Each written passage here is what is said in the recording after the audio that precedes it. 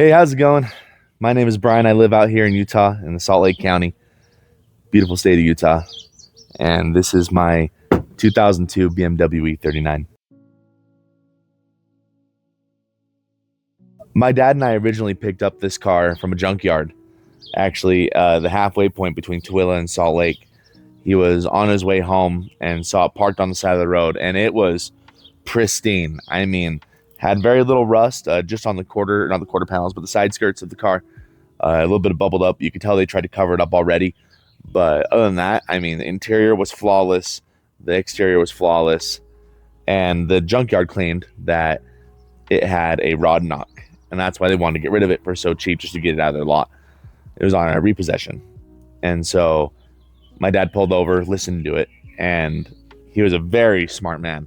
Realized that it was not, in fact, a rod knock. It was a water pump. So he called me on that day and asked me what I was doing. I told him that I was playing games, and he told me to get my lazy ass up. We're going to go buy a race car. So that's exactly what we did. We went there, picked it up, he paid cash for it, and he let me drive it home. One of the best handling cars I've ever driven in my life. And we got pulled over not even 5 minutes into owning it, because we had all of the for sale painted on the window and everything. And a cop pulled me over for it. So my dad had to pull over with me, jump out of the car, and spit on a fucking old ass t-shirt and wipe it down and get rid of it. And just a core memory. It was fun. Something I'd never done with my dad before. But we had so many plans for this car. Well, he did. He was gonna LS swap it, and originally he was gonna take this car to the track and he was gonna blow it up. He was just going to take it and beat the living hell out of it until it just sent a rod flying through it or blew out the oil pan or whatever, however that crap works. As you can tell, I don't know much about cars, but he definitely did. But he was going to take it there, and I was going to go with him. We were going to blow it up and swap it together. And in March of 2025, so last year, he passed away to a heart attack. It's a hard conversation to have, and it's not fair. Sorry.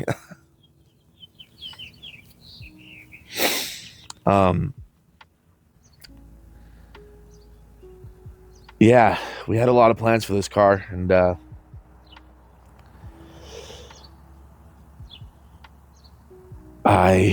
we were not able to do them together, and it sucks bad. After he passed away, I inherited the car, and he already had the LS engine that he was going to put into it. It's a LS1 with a Bill A built turbo, hooker headers, and a Terminator X tune. So honestly, I feel like I'm speaking Spanish to you guys. I'm learning about cars, but I've been told it's a pretty cool setup.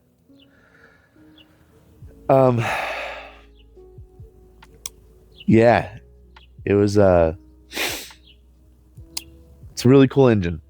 And when I inherited the car and the engine, I have two other brothers, a younger and older, and they got their things, and I chose this just because it was something that my dad and I did together, and maybe thought I could see it through.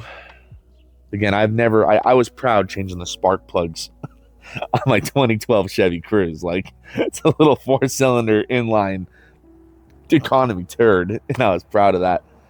But I actually did a lot for this car already. I ended up doing spark plugs. I did my coil packs. I did valve covers. I did a couple camshaft position sensors, I think. I did about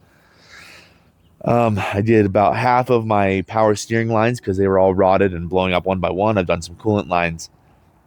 But unfortunately hit a point where the car was getting too complicated for me because German engineering, and it was getting expensive, and I couldn't afford it. It was nickel and diming me. I want to make it daily. I knew in my heart that I couldn't do the swap. I couldn't fabricate the stuff like he could. I couldn't do any of that, and I felt like I didn't really have a lot of help, which is dumb because I do. But I didn't want to reach out to anybody. I wanted to kind of figure it out on my own and make it work. And I definitely hit a point where I couldn't do it anymore. And my best friend, one of my brothers, so I'd call him Cole.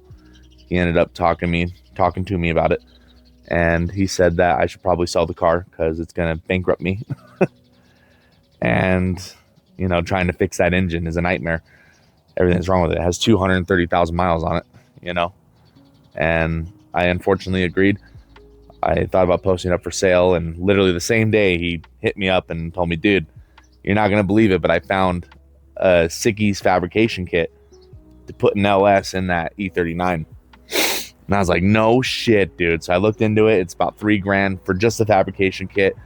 And then it's probably going to cost me about another $3,000. Wait for these guys to go by. It's going to cost me like another $3,000 for the trans. I'm going to go the CD09 trans. But yeah, I actually ended up deciding to keep the car and do the LS swap. I've already pulled the engine out with the help of my brother and actually one of my friends and my coworkers at my work. And it was a lot of fun. It was actually a huge learning experience. And my dad, he was a gearhead, and he always wanted me to learn. And unfortunately, I didn't take the time from him to learn. He was gone for a big chunk of my childhood. He had to go away. I don't resent him, hate him, nothing. I love him. Nothing would ever change that. I miss him dearly, actually. But I feel like in some way, because he was gone for all my childhood, and he comes back, and I didn't take the advantage to learn from him when he was here. So this is his final gift to me. And so that's exactly what I'm going to do. I'm going to swap this engine. I'm going to build the car that he wanted to build because he wanted to, and I quote, go 80 miles an hour down the freeway, dump it in third, and go sideways with the AC on. I don't know if I'm going to get to that point. Let's just get the engine in there first, right? Let's get it running, but let's see what I can do. It's actually a really, really nice car, and I want to make my dad proud. He owned a 1970 and a half, I guess is what they called it, Camaro, because I guess they had not a revolution, but they basically stopped working during that time, and so they had to postpone the car. And it did 9 seconds on a quarter mile, and it was a lot of fun. He ended up selling it for a RV and a side-by-side. So he didn't have a project car anymore, a race car. This was going to be it. So I'm going to honor that. And I want to take everyone along for the ride. This is really a place for me to kind of talk about my dad, share his story, share my story, the car story. For those of you out there that this connects with, you can share yours too. Death is a hard thing to talk about, and my mom and dad, they're pillars of light in my life.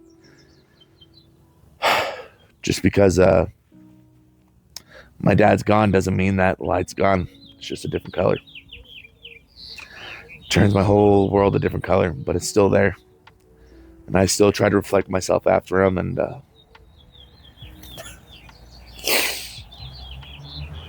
going to build this car after him.